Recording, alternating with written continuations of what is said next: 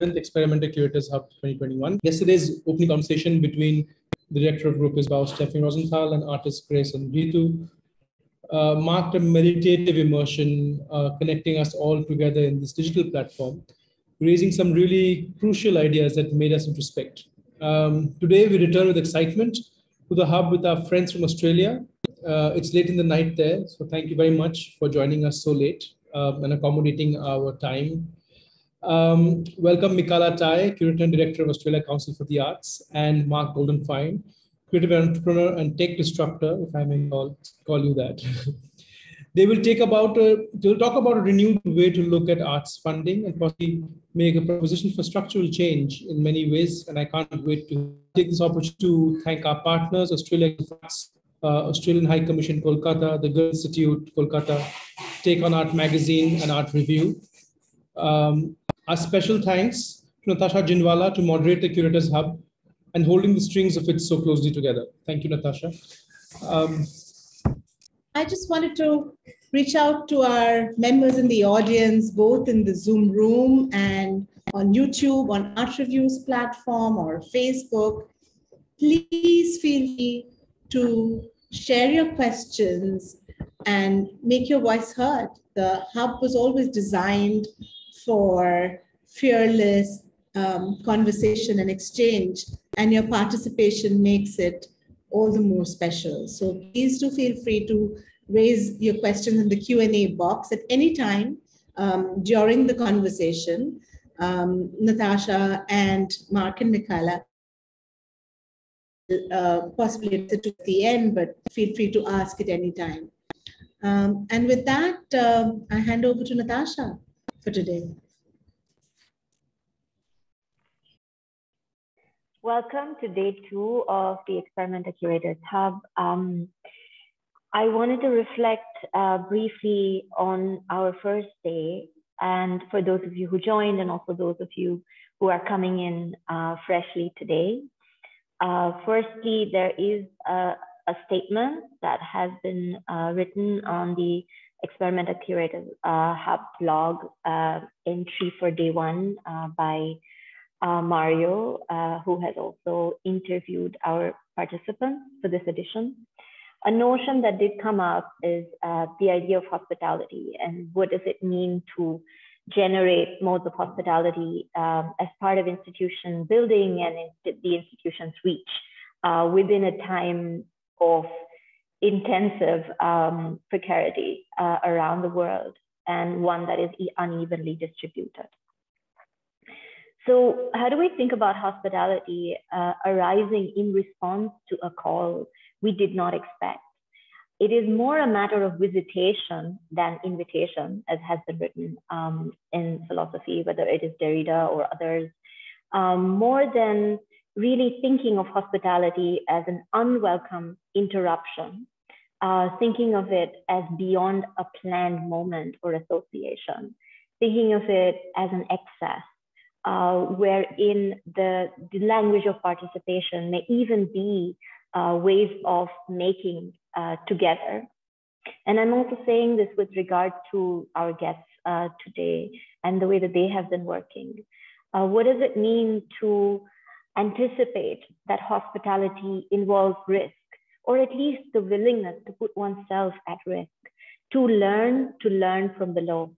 So learning to learn from below, and in this case, I'm thinking of Spivak and saying not only what does it mean to put a ear to the ground, but rather actually also not even imagine that this is a process that we already know, but rather to have the humility, to have the sense of accountability and exposure that comes with real learning to learn from below, which includes the muddiness of knowledge that is inscribed and porous at once. The curatorial then as both making kin and making trouble. To create meshworks and instruments of sensing polyphonous relationality. Infrastructures, as we will address today, in a time of epic collapse and mass failures of network systems. How not to move into an autopilot mode, but rather to relearn how to attend to emergent realities. we know that the attention economy, and particularly our sort of fatigue around virtual processes, whether it is something like the Hub or even something like as large as the UN Climate Conference in Glasgow, what does it mean to seek attention today? What are we asking? What are we holding together without extractivism of that very attention from body mind? And one of the images that came through the news that many of you must have seen in this regard is also what kind of images are we producing for the kind of urgencies that are at hand.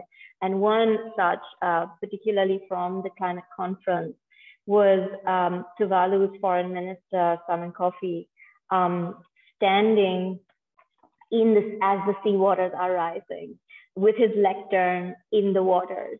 And I felt there was something about that moment that really was this kind of urgent call, which was not about, a 2050 deadline, but really what are we willing to do with an immediacy.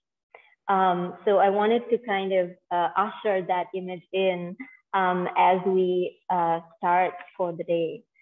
And with great pleasure, I now introduce our guest, Mikala, who is Head of Visual Arts, Australia Council for the Arts, as Pratik has already shared.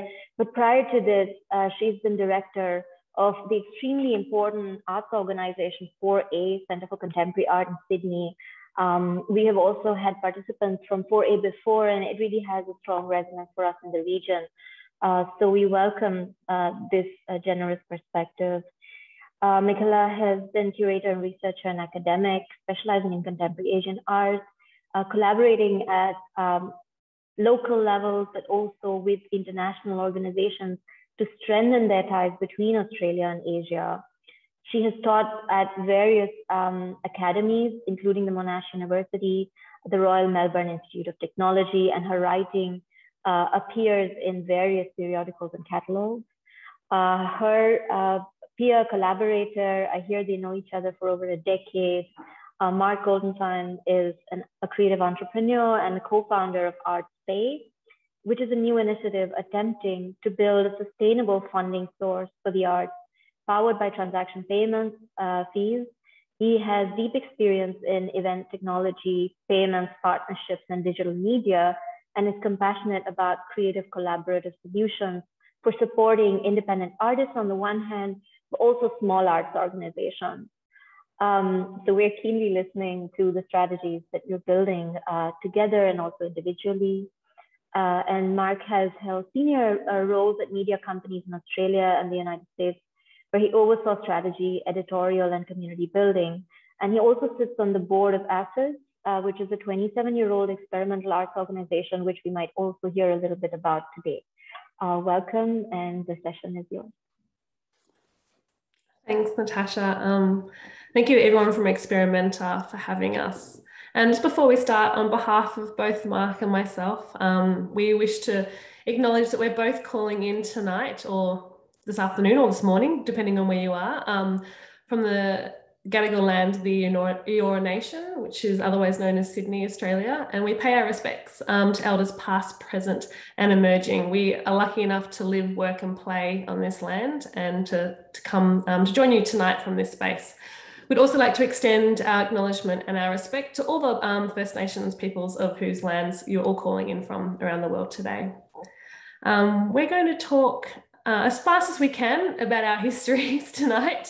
To give a little bit of a background as to why we're working where we are now and why we are grappling with some of the questions that we wish to pose both to you, but we're also constantly posing to ourselves. We're really interested in structural change.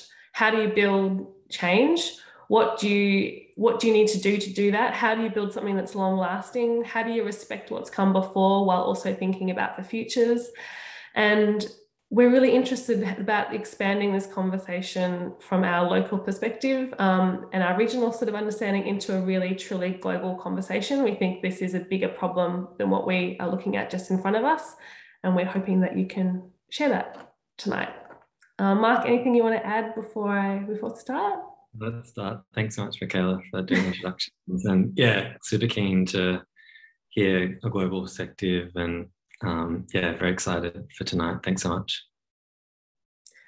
So what we're going to start off with, I'm just going to do a really quick run through about my past history and sort of my curatorial work, just so you can get an idea of why I'm moonlighting as a bureaucrat at the moment, and then Marc's going to do the same for his histories as well.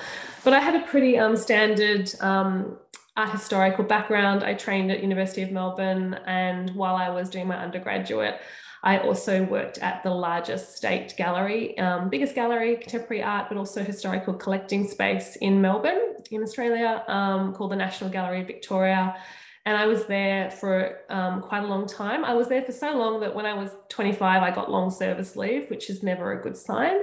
But it was a great experience. I worked in every single aspect of the organisation, from prints and drawings to front desk to programming, to assisting with some curatorial work. And it really gave me an idea of how these big structures and the role of the institution and the power of the institution. And through both these things happening concurrently at the NGV and also University of Melbourne, I was really aware about what I wasn't seeing and what I wasn't learning about. I'd grown up in Hong Kong. I'm half Chinese, and there was a whole series of stories that were missing from the canon that I was being taught. So that was where my first sort of questioning started about what we think of as about our shared ideas of art and culture and what we should be thinking about. And so I sort of began asking myself a series of questions at that point. And that was amplified by working Parasite, which is a small artist-run, it was an artist-run space, it's now professionalized, and it's a really important small organization in Hong Kong. And I worked there every summer for quite a long period, and was able to sort of, you know, work with Tobias Berger, Christina Lee, and be part of that thinking about the role of Asia in the future of global art history, and thinking about that kind of placement. So it was a really interesting sort of beginning. Next slide, please, Marc. After I decided I needed to leave the NGV after turning 25 and sort of being told to go on holiday, I decided just to do a whole lot of things. And I spent a long period while I was doing my PhD taking all sorts of jobs. It's my season of yes, I call it. I worked and I helped start a co-working space, which enabled me to write from a desk with other people, so I wasn't just at home being lonely. But also to interact with people who are working in really different realms, and people that were starting up floristry delivery services, which are now everywhere. People who were starting up new HR think tanks about how we work. I was there when Etsy first launched in Australia. All those kinds of things were housed in this co-working space.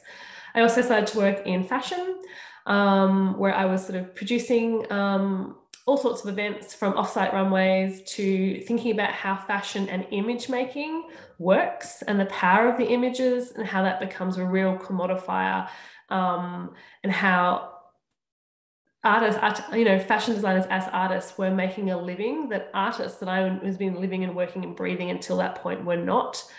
And really thinking about how the sort of structures around fashion are built in a completely different way to sort of the visual arts.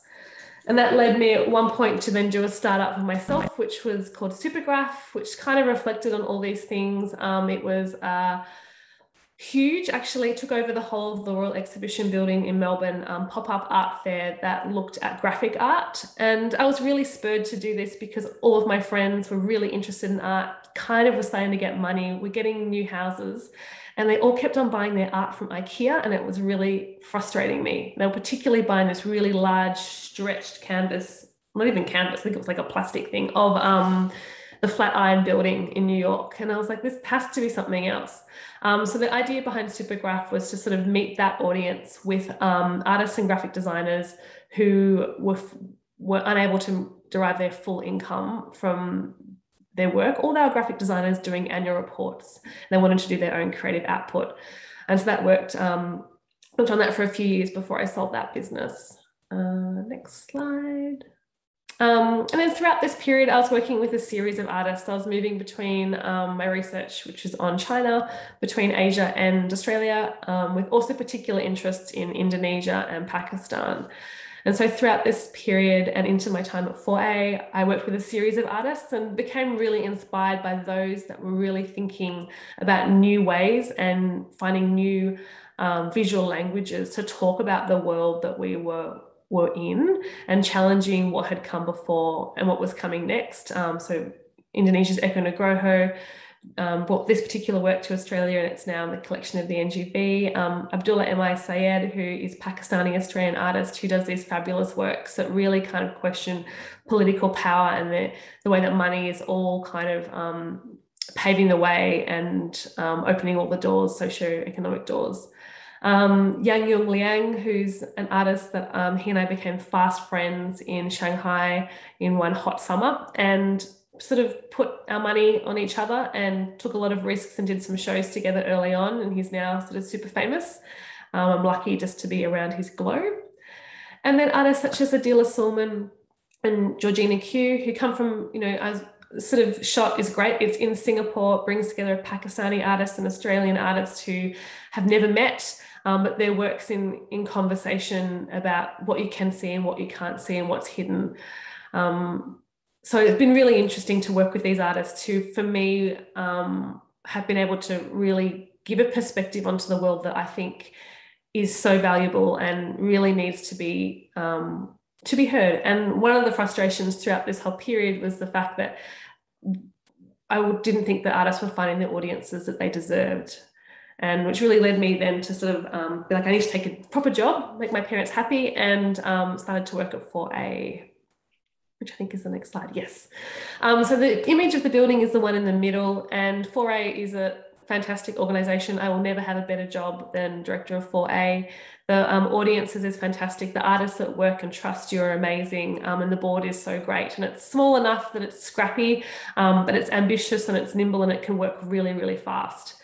And the work that we were able to do there was sort of from working with really luminous greats like Lee Kuan Yew, who's an underrated modernist master, and have him come to Australia and create works in front of us, this in our small space that was at 4A, but sort of big ideas, to working with the Umbrella Movement Visual Art Archive Research Collective from Hong Kong to bring things that had been saved from the protests in 2014 off the street and to give them a new life in Sydney, and to really think about what that kind of protest was about and what it means for the future. To even talk series, this is a symposium called Where South is North, which looked at Australia's relationship with the wider South Asia community, and how there's so much embedded within contemporary Australian culture that is really indebted to the migration and the great creative thinking of these communities. And the work there at 4A was vast and it was really big. And I think there's one more slide, 4A, I think. I got to work with sort of artists that are doing really, really amazing things, like Xiao Lu, who's, a really important performance artist from China, and her work to be able to commission and produce a really significant performance piece was sort of a life-changing moment for me. And also working with Hahan, who dares to sort of hack the art world and refuses to sell his, very expensive and fantastic works at an art fair, but instead sell things for $20 or $40 or $50 by cutting up a painting live. And I was just really interested in all these artists and how they were really pushing how we think about the future and how we think about our own industry as well.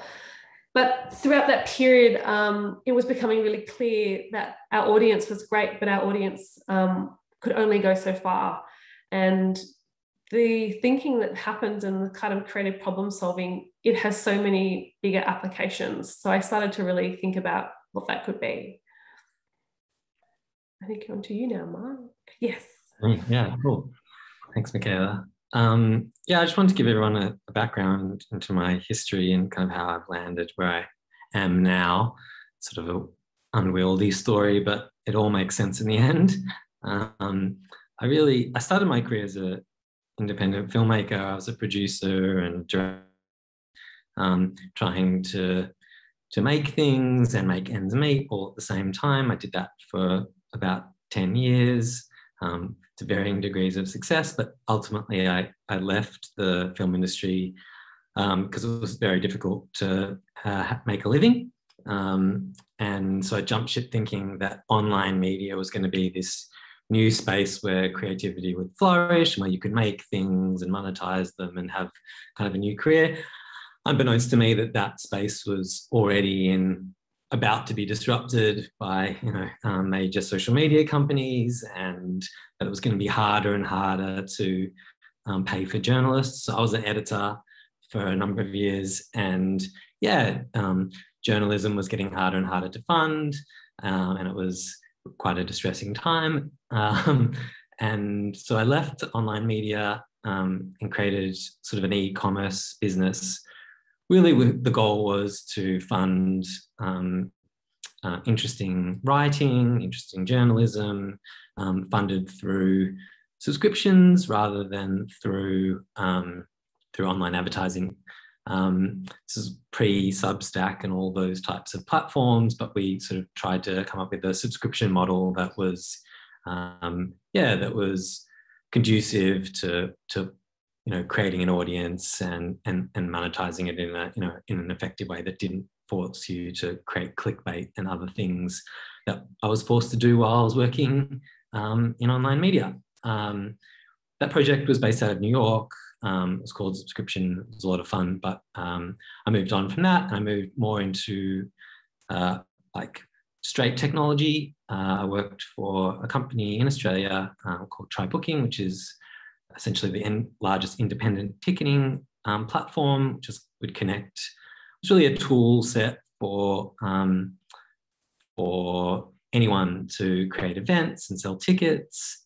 And we had thousands and thousands of people using the platform.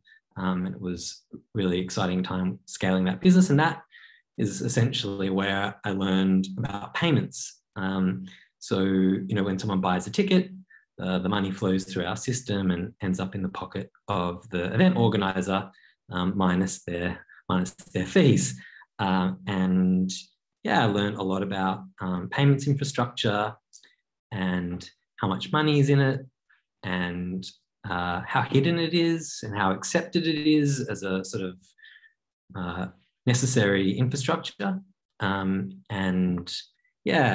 was a great time at Try Booking. I got a lot of learnings out of it. And then I was also on the board, I'm currently still on the board of APHIDS, which is, as mentioned before, a 27-year-old experimental arts organisation. A brilliant organisation. It's very successful, doing incredible work all over Australia and the world, run by 3 wonderful women. That project, Easy Riders, by Eugenia Lim, was cancelled a number of times during COVID. They finally got to do the project, and it was a great success. I couldn't see the project because I was in lockdown in another state, unfortunately. But I guess in this role, I got a little bit behind the scenes to understand really how arts organisations, small arts, independent arts organisations run, how they survive, the difficulty in, it was a really interesting time for me, and still is an interesting time for me to work out how these organisations need to keep the lights on and how we fund them, essentially. I think this is a good time to talk about where me and Mikala crossed over. We met, it says my internet's unstable. We met at a digital agency called Portable Studios, and we sort of worked on lots of big problems. We failed a lot, and we sort of formed a pretty incredible friendship. What do you think about this time? Yeah, I think Portable was a really important time for me. I was there.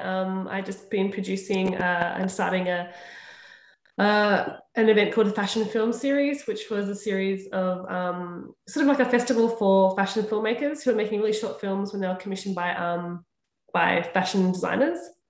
And we're working with Portable to distribute and make sure that these things could be seen as art as opposed to just sort of like an avenue for retail. So Portable was this amazing place to think about how tech could intersect with things. We worked on health problems, we worked on sort of retail issues, but just to try and think about what solutions could there be, where are the intersections, and the team at Portable were all deeply embedded within the arts, across all arts and culture. as well as sort of the whole myriad of things. But it was a really, really great place to really nurture an appetite for risk. And we saw so many failures. We were part of so many failures. And ultimately, great things. Yeah, so many great things. Portable still exists today. But it enabled me to start thinking through ideas of how sometimes the solutions may come from outside the arts industry and not just from within, and how could we pinpoint where that moment is. Cool. Yeah. This is a section we call ongoing frustrations, and I didn't know what image to put on the right for Mikala, so I just left it blank so she could kind of project her frustration. You can draw your own frustration in this box. But basically, I think this is a really important part. I think if we're going to talk about the fact this is coming from a curatorial place, my curatorial methodologies, and I think this really speaks to the image that Natasha talked about. So you can just see in front of you that lapping water with someone trying to make this formal speech, and that being the biggest statement that can be about how do we create images, or how do we enable this thinking to intersect at the right moments for that impact. And a lot of the work and the artists that I continue to be honored enough and lucky enough to work with their generosity, they're really asking these questions and pushing things. However, we're finding, and I continue to find, that the audiences only reach so far when they should be so much bigger. So are there limits I started to ask myself, are there limits to what you can do as a curator with these big issues? Like, can art change the world? And I used to be a fervent believer in that, and I've come to sort of move away from that. I believe that art can really impact and challenge how we debate and how we think and how we put pressure on those that have power. But in terms of actually changing the infrastructure, that comes from somewhere else. So how do we influence that? And this was sort of even more affected for me by COVID. There was a moment, I think probably almost 18 months ago, when COVID had happened. Everyone was in this new state of pause, but also the inequities were really visible. Black Lives Matters was occurring, but there was so many discussions, and they were coming right to the surface. And there was a moment when I believed, and I think a few others did, that the world would not go back to what it was before. And I think in the past year, it's become really clear that the majority of people want to revert to the status quo, and the structure hasn't changed and the systems have not moved. And we went through all of this, and still, the large majority of Africa is not vaccinated, and we're talking about opening up and people going on holidays. But how do we talk about this, and what role does art have within that? So for the first time, I actually entertained the idea of coming to work at a bureaucracy and to work within policy, and thinking about how can I bring my curatorial understanding, but also my friendships with artists that have trusted me with their thinking, into an organisation such as Australia Council, to think about how I could have even a small effect on how infrastructure is built in an ongoing manner. So as part of my work at Australia Council, I get to work with a wonderful team who delivers the Australia Pavilion at Venice, the most high profile sort of moment for really thinking about artistic thinking and problem solving. But also we work to create the policies and the investment frameworks that support the wider industry here. So these, let's call these my personal frustrations.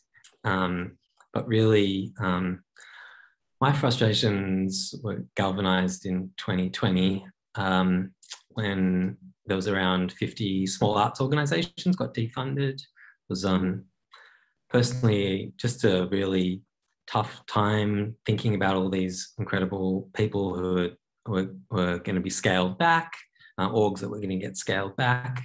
It's just sad, I think, knowing that orgs had scaled up and then we're going to be forced to scale back. And I guess my other frustrations were that in Australia particularly, a lot of arts orgs only can survive on government funding. That philanthropy is quite hard to access. The top end of town can access philanthropy. They've got teams, they know what to do, whereas small arts orgs don't necessarily have that expertise. And then not really personal frustrations around COVID closures. You can't be frustrated about COVID. That's a bit useless. But I think it just laid bare how fragile the arts industry was, and really, just the fragility was laid bare. It was a tough time. And me personally, I got made part-time. I was working full-time. I got made part-time in this period. And I probably sooked and was upset for a week, but after that, I thought to myself, I'm going to do something rather than just watch Netflix on the couch.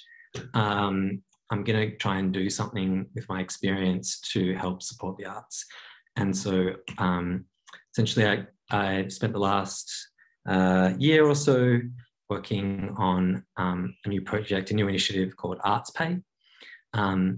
It's a payment processor, which essentially means, when you purchase something in a store with a credit card, or you buy something online with the card, the merchants need payment processors to transfer the money from the customer into their bank account. There's a complex system that does that.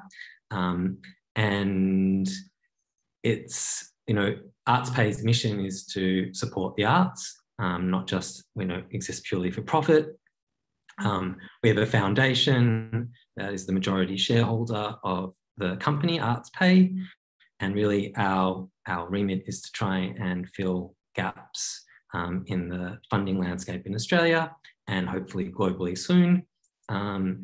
We have an incredible team, and we're actually out in the world transacting at the moment. We have payments happening all over the country, and organisations are jumping on board, which is really exciting. Just give you a little bit of understanding about why I chose payments. I had that experience in my past where I learned a little bit about payments, and payments is actually, it's a multi-trillion-dollar industry. It's not a small industry. It touches everything. And it's essentially embedded into the capitalist structure. Every time you have a consumer and you want to take a payment, there's a payment processor in the background taking fees.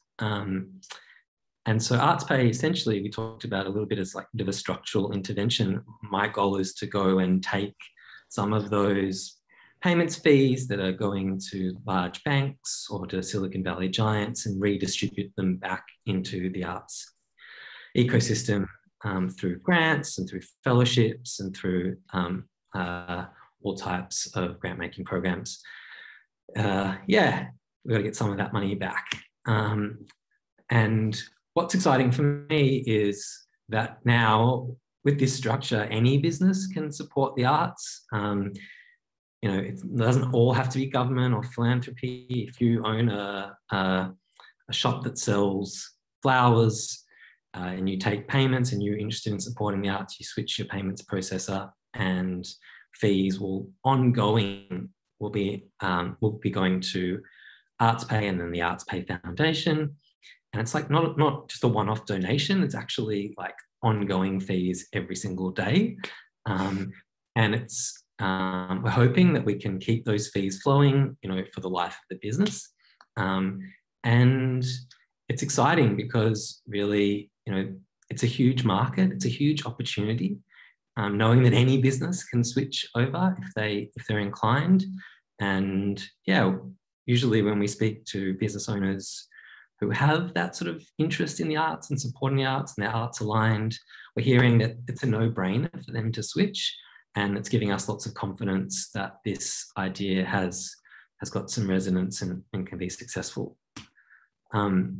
We received a grant, and that's why I'm working with Mikala. We received a grant from the Australia Council to essentially do a research project and consult with artists, with peak bodies, with industry leaders about how to deploy this funding in an interesting, unique, and effective way.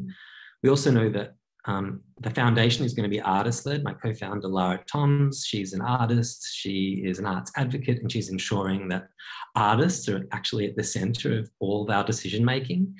And, she really is a brilliant thinker and is constantly pushing me to think about how we can position the business to do more for the arts in every facet.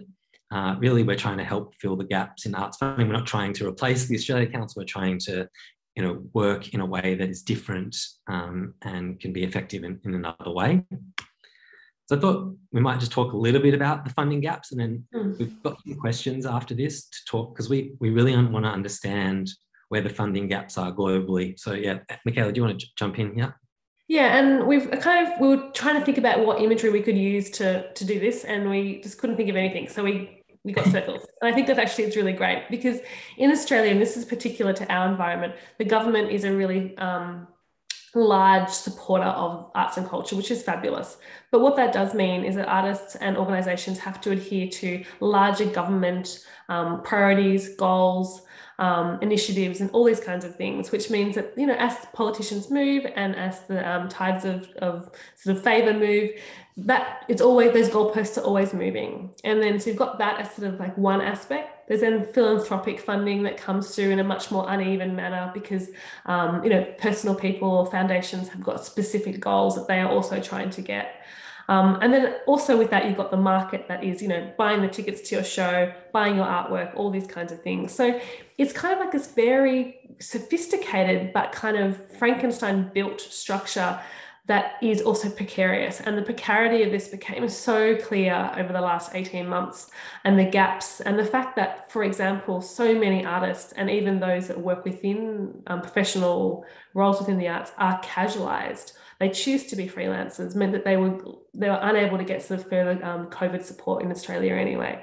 So it became clear that the structure is not really supporting what the artists need. And also fundamentally, in all of these organizations, there's no artists thinking through the problems. There are people like myself as a bureaucrat now, but there's no one that the sector is always at beyond these organizations and not within them. So how could we envisage, and I think Marc and the team at ArtsPay are really trying to think about, how do you build something if you can build it from scratch? And when we got the invitation from the team at Experimented to be part of this talk, it's like, well, we're struggling with this question now, because we always talk about it, but now Marc's had this fabulous idea and built this foundation that has the ability to do it. How do we fill the gaps? So yeah, this is a good, perfect segue slide. So we've started our research, and we've been doing interviews. My partners, Al Webster and Lara Toms, they are deep in research and consultation in conjunction with Dr. Amy Spears from RMIT in Melbourne. What we know, this is the things that we're hearing, is that there's enough project funding in the Australian landscape, and that what's really desperately needed is operational funding, core funding, things like fellowships, because they're not attached to projects where most of the money goes out. Once you finish a project, you'll look and see that, you've spent most of the money. Things like keeping the lights on, and yeah, grants that are easy to apply for, obviously, easy to acquit, but yeah, things that are really about keeping people in the arts industry. And yeah, I think that's the main thing that we're hearing. Yeah, sorry, Marc. I guess on a global scale also, we're just trying to figure out, how do the structures work elsewhere? We know that in other countries and other places, the government support is nowhere near, or it's not at all. And in that case, how could you build a structure that does give that kind of underlying support that isn't, we're lucky enough to get here in Australia? So there's a whole lot of questions that are coming through. Yeah, and honestly, this is the time for chats. If you've got questions, you've got ideas, we would love to hear them. So throw them in the chat, because it would be very exciting to have this as an open dialogue. So yeah, Mikala, what are the gaps in the current arts funding landscape? There's so many gaps. I think we've been looking a lot, and I think the discussion with Marc, even long before Arts Pay began, and then now, this sort of presentation is kind of the most formal version of these chats we've been having over coffee for a long period. It's got a bit more serious in the last year when the idea of Arts Pay kind of began, and especially so when Australia Council support became aligned to the project. But in terms of gaps in the current landscape, we're looking at how do artists, when do artists need the impact, the support the most? When can we, be really strategic about ensuring that there's a continued culture of being able to create? And we're finding moments that are really critical, such as when people first finish sort of formal education in the arts and are sort of unleashed into the world for the first time as an artist. We're also finding that they can come from a non-sort of formal background, but how do you get that first start and get the tools to set yourself up as a small business, and then to sort of build the structures that you need to continue? And then also for artists that are older and have been working for a while but have always had a second job, how do you then balance things when life gets more complicated and you've got quite a lot of responsibilities beyond yourself and you need to sort of have constant and income, which then sort of goes into barriers to access funding, which is, writing grants. Number one, knowing that grants exist is a big barrier. Knowing that you can apply, believing that you can apply is another barrier. Number two is how do you apply? How do you write? What do the people want to hear? Every single grant is assessed by different people in a different process. So you're constantly, as an applicant, learning how to do this again. I'm sure, Marc, have you got similar feedback? On accessibility? Yeah. Yeah, I think there's really interesting things being done at the moment. Things like no application grants, that, putting one line in as the application to make it more accessible and easy to access.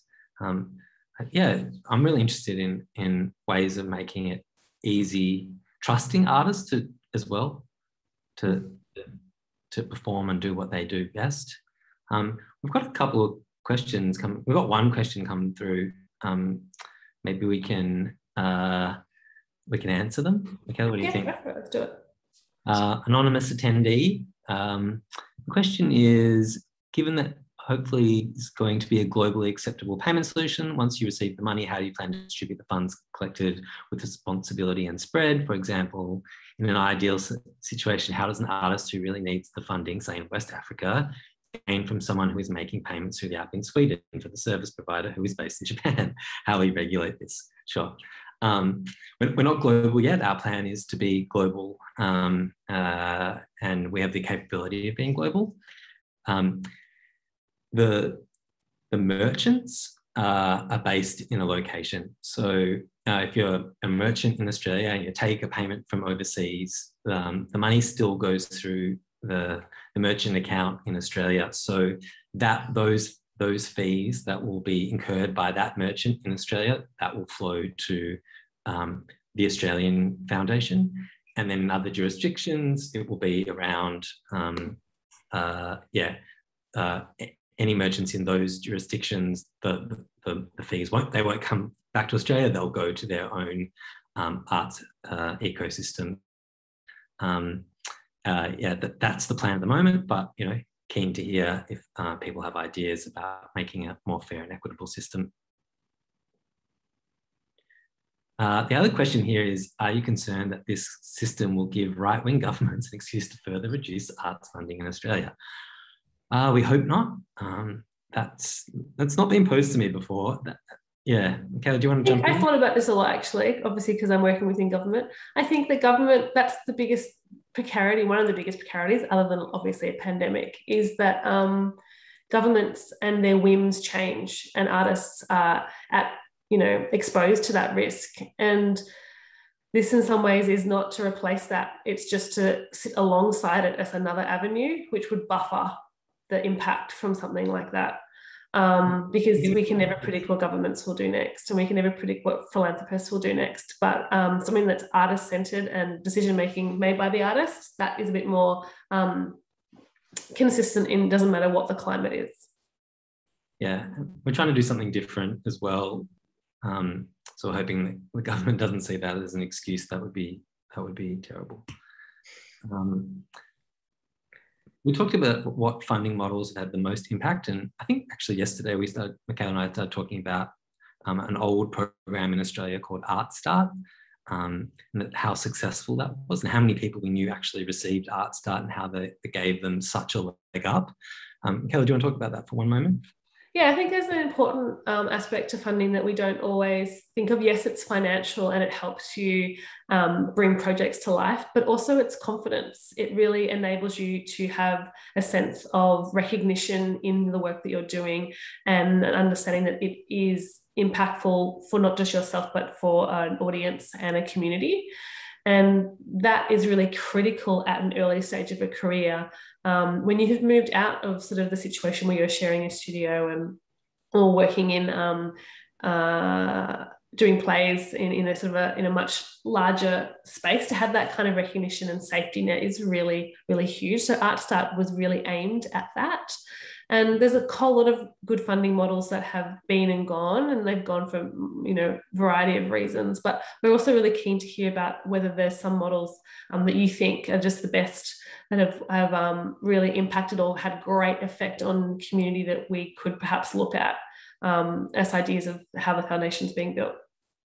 Yeah, if you've got examples of great innovative models, especially overseas, where we'd love to hear about them. The next question. This is another one that we'd love to open to the floor as well. How do you think we should deliver support to independent artists and arts organisations? We've got a clean slate at ArtsPay. It's really exciting.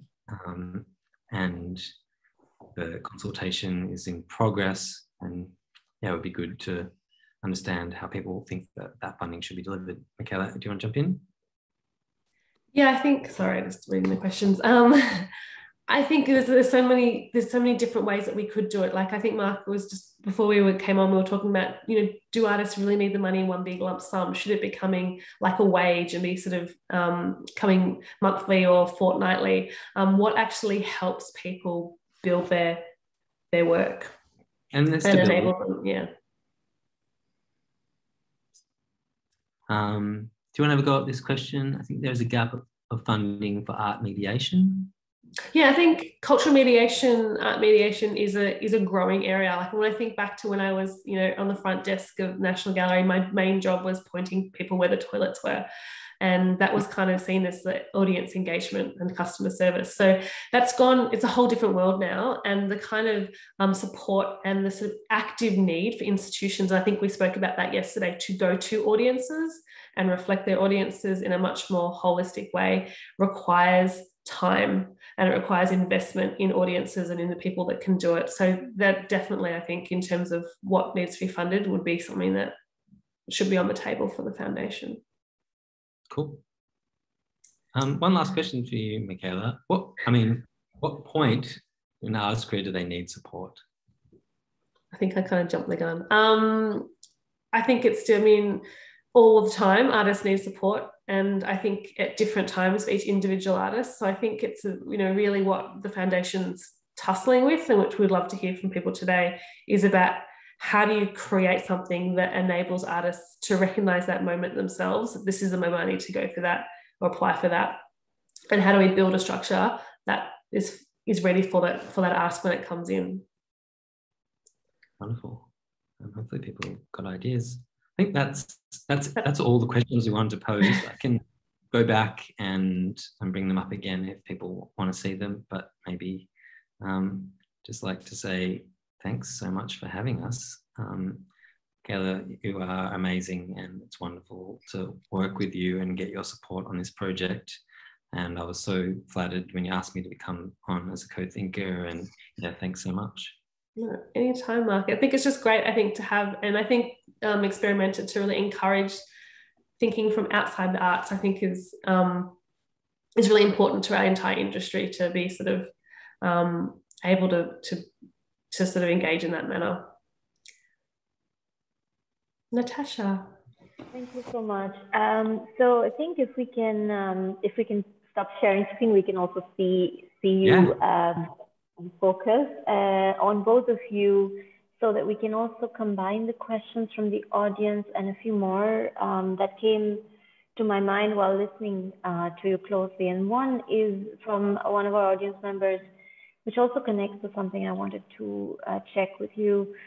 Mukesh asks, there seems to be a disparity between receiving funds for modern popular art forms as opposed to traditional folk indigenous art forms. And there's also the struggle to evolve and innovate with certain more sort of traditional arts and those vocabularies. So how do we tackle this? And I really feel also that it's quite, I'm sure you've thought about this, but also what does it mean for indigenous makers and remote communities to actually access this certain kind of digital financialization that we all know is also part of a certain kind of neoliberal cultural circuit, which we do need to be critical of in certain ways. So I'd love to understand how you're thinking about that. We are consulting with Indigenous artists and Indigenous organisations, arts organisations, and we're very conscious of making the grants accessible and easy to access.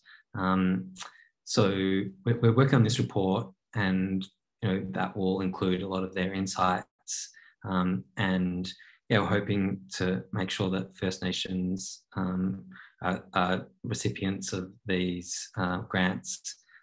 First Nation peoples are recipients of these grants because we want to have as much impact as we can.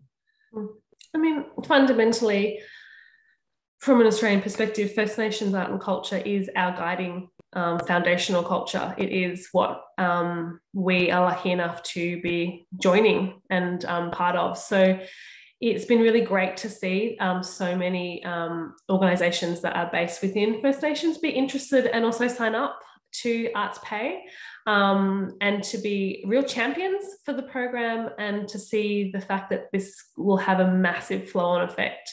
The sort of development of the Indigenous art market has been really fast during COVID. I think the switch to online has been mammoth.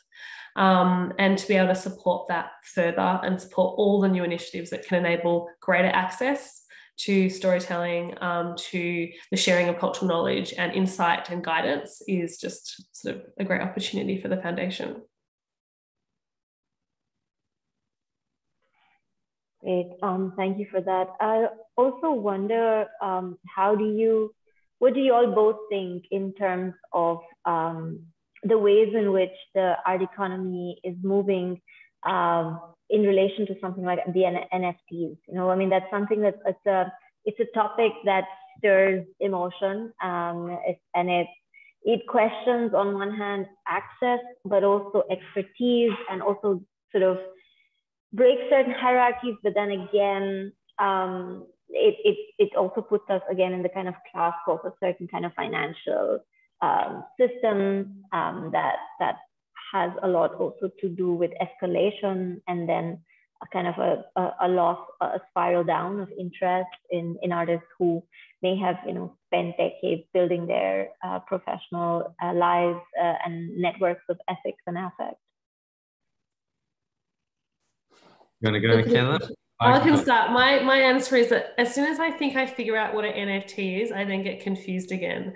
And I think that in terms of the accessible and the understanding and who is it for, it's so removed, I think, from the normal engagement with arts and culture at this moment, that I think it's in some ways at the opposite end of the spectrum as to what this foundation is looking to do. But it illustrates kind of the entrepreneurship of this kind of new digital space and this new ways of engaging, and how arts and culture will work as it has always done in all aspects of it. But I'm just happy to be working in a sort of supporting a foundation model in this moment that does come back to how, putting that money back with artists.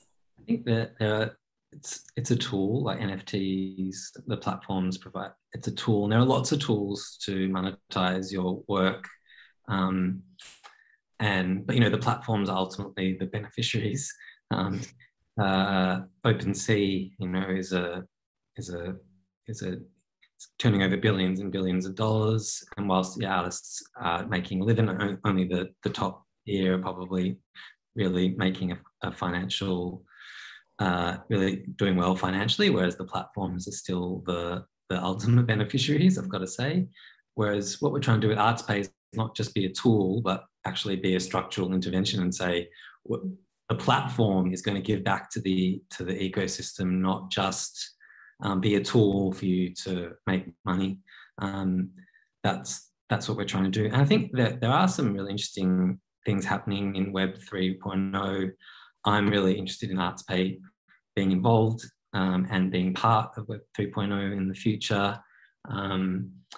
And yeah, you know, ArtsPay is a brand essentially, and we can do something in these spaces, but it's all got to be in service of the foundation. The foundation has got to be the core of what we're trying to do. And if we can make money for the foundation, then we'll do it. That's got to be the driving force. Yeah. I think, Natasha, I just want to add to that a little bit, is that one of the things that Marc and both Alistair and Lara always talk about when they talk about ArtsPay is the fact that they're kind of hacking an invisible system, an invisible structure that we're all in the web of. Whether we realize it or not, each day our money is being tapped and taken to these places. And I think that sort of insidious nature of these invisible structures is a bigger metaphor for kind of what's happening globally, and the fact that in a small way it can be redirected kind of feels like a win. And I'm really interested to think about, you know, how many of these invisible structures are there that can be changed or can be tweaked, that stop them being sort of so blatantly money sort of profit driven to being something else.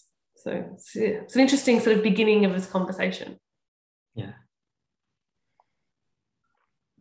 Great. There's also a question, if you could maybe go a little bit more into the pragmatics of the current ArtsPay setup. How does an artist connect with ArtsPay, and how to help get the word out? Yeah, that's a wonderful question. Thanks. Well, we have a website. I'll post it in the chat, artspayfoundation.org. There's just a newsletter capture there, so you can sign up to the newsletter. We'll be talking about our grant rounds and all of our news. That's probably the easiest place to get ongoing information. I'll put that chat in a moment. And yeah, those, well, we'll be announcing grant rounds and things like that through the newsletter, and then just through social media. So yeah, if you want to jump on, I'll just put it in the chat. And I think it's also probably, we didn't really say, but ArtsPay only launched a few weeks ago. It's officially, Marc and the team have been thinking about it for a while. We've been supporting in the background from Australia Council, but it only was really alive, I think maybe 3-4 weeks ago. Yeah, about a month ago. And if you want to support us, you can tell anyone that you know that owns a business that takes payments to check us out and to reach out, because we can help them. The other thing that we're trying to do is lower payments costs for arts organisations. So if arts organisations want to use us as well, we have an incredibly low rate that we want to pass on to arts organisations. That's also part of our mission, to lower the payments costs as well for arts orgs. So that, we can, if you have an organisation and you take payments, please come and talk to me. We'll take care of you and give you a good rate. And then, if you know someone who, doesn't matter if it's hospitality, if it's retail, it's anything, and they care about the arts, and they care about the industry, they can switch and become part of the community. We're building a community, which is really cool. I think, that's a key aspect. I think that ties in with that sort of cultural art mediation question before, is that all these adjacent industries to the arts who are coming on board then have invested interest in seeing where the foundation goes and the artists that come out of it, because they're part of it.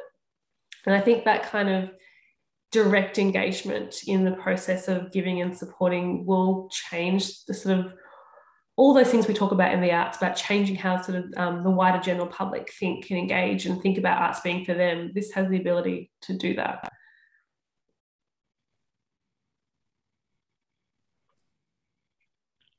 Okay, great.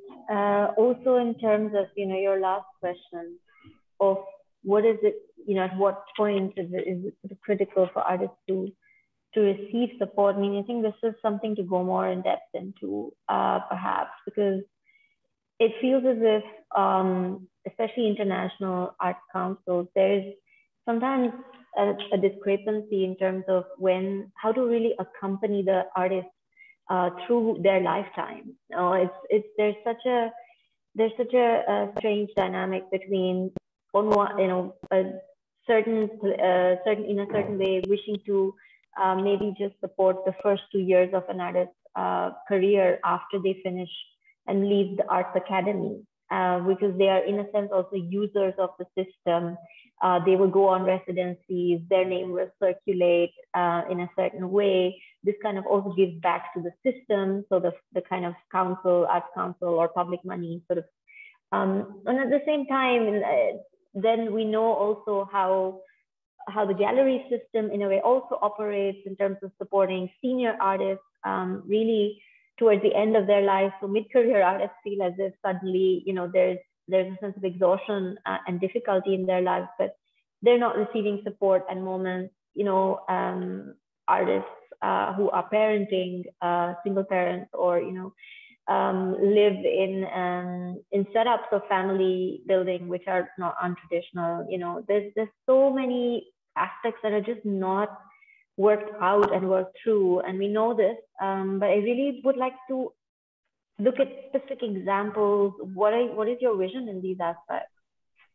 So I think we want artists to lead this process. So whilst I know what organizations I love and how I would love to deliver the funding, I want to stay out of it as much as possible. We really are listening to artists about how they want the funding to be delivered. And so we're working on this report with the Australia Council to really collect everyone's ideas and have a good sense of the strategy. But we're hearing about fellowships, like as you talk about mid-career artists leaving. So things like fellowships, I think, are going to be really important for us. Ongoing support. Maybe it's not even just for 1 year. Maybe it's a 10-year fellowship. These are the types of things that we're starting to think about. Maybe it's monthly payments, like a salary, rather than an upfront grant. They're all really interesting, unique ways of deploying the money. But yeah, at the moment, I want to defer to the report until we have really good strategies and good consultation with artists and arts leaders about where to put the money. I'm excited about that report, and we couldn't have done it without the Australia Council. We really couldn't have done it. We would have probably made some guesses, and now we can really delve in and find out where the gaps are and what to do. But we're really interested. I'm really fascinated to hear from everyone online today about what support you've received that's been life-changing, and when have you wanted or needed funding and it hasn't been there, or you haven't been able to access something. I always think about that many artists, they have the idea of the big work, their most ambitious idea, it's there. They just haven't got the means, whether that's time, space, money, to actually envisage it. But if they could do that, their career then moves to a different level, that it begins to sort of look after itself. But it's that moment where you need the money to match your ambition that can help your career. So just like that kind of timing stuff is really critical. And also the level of funding, like how much is that? It's endless, probably. Thank you. Maybe we can let's take this as a prompt. And I know that the Q&A box may not allow for the audience to make those comments. So we can do that in the chat. Just if the audience who is there with us now wants to just put in like a few words about this question. What has it meant for you to also gain support at certain moments, and how is it? What is the absence do, where you might have ideas of what could, in a sense, improve or restructure the system in your context, in your specific context. I mean, we also know that it's an absolute luxury to be based, in many parts of Europe, including Germany, where there was state funding for artists and smaller cultural organizations and businesses during the first sort of lockdowns and time of pandemic. It does not continue. It sort of was more like it's again, how far can this go? This system of distributing funds during such a prolonged time, also when cultural institutions are closed that rely on ticket sales. What does that do then in terms of its reverse effects to artists? So these are all questions that are not easy to understand, but it could be something that we sort of also take up as comments now in the next few minutes, and also just learn from our audiences. I have one more question for you, Mikala. And again, it would be great if you could lead with some examples from your context in terms of also what you envision going forward. How do you want to sort of also think about cultural policy building in relation to the Asia Pacific? I know there are certain ways in which that's happening already in Australia, but also really given your experience, academic as well as directorial in 4A.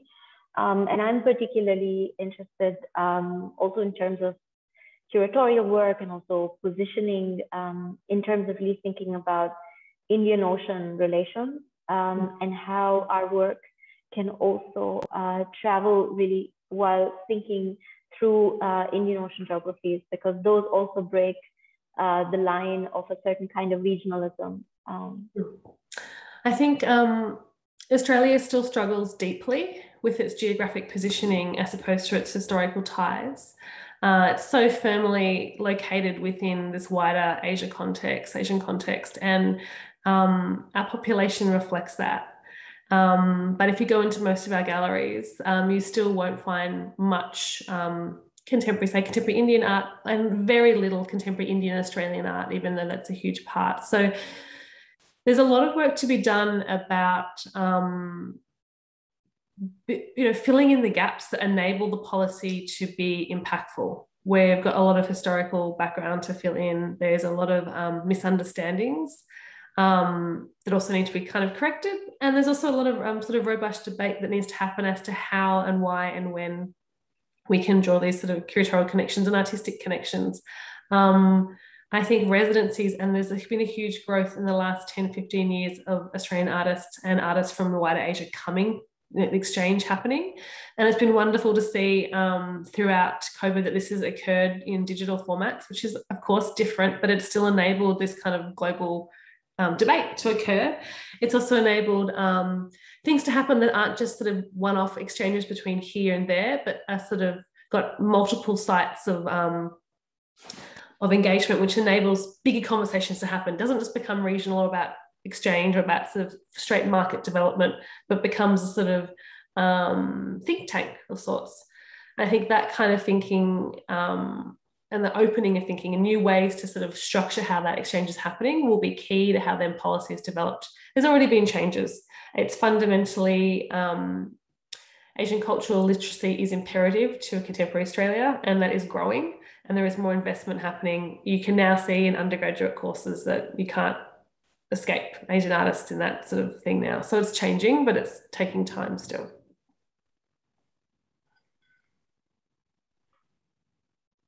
Thank you. Yeah, we have a comment and just acknowledging the difficulty for artists, and especially in the case of South Asia, continuing lockdowns, not only in India, but also the region at large, where there's just a handful of artists who actually have commercial representation. And so artists who are working with experimental practices, who work with local communities and site sort of specific work it feels really the most hard hit. And it really has become obviously a choice of what does one do to one's artistic kind of makeup. You know, do you at some point out of sheer hardship also need to step out of this field?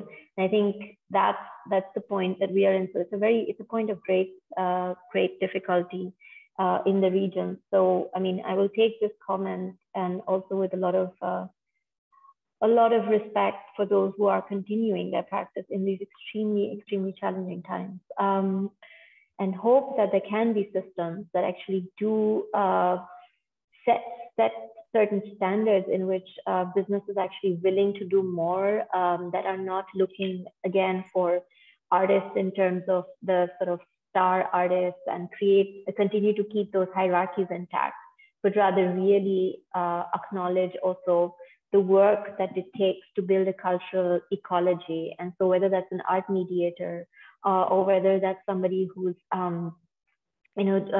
doing other forms of outreach, also get support. So also again, this is something that is a long way to go, but I do feel that these questions have been raised and thought through in your context.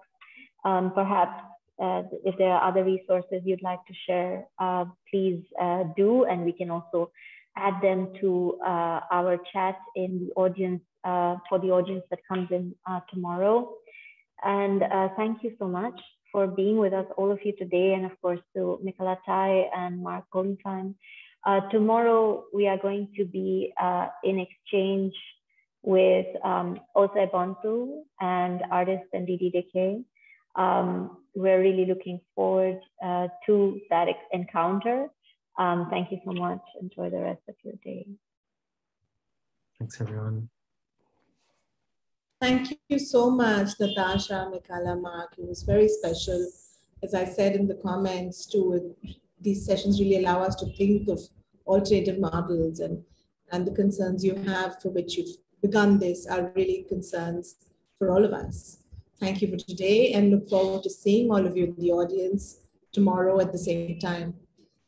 So I wanted to say that maybe there is a possibility that you both will come to India and we will have serious actionable steps in rolling it out, in rolling something like Arts Pay Out or Arts Pay Out in our region, because I think there's an option that top of my list now. Industries will take up. Yeah, wonderful. On that note of hope, thank you and have a good day and good evening. Bye. Bye-bye. Thanks, everyone. Thank you, Natasha. Thank you.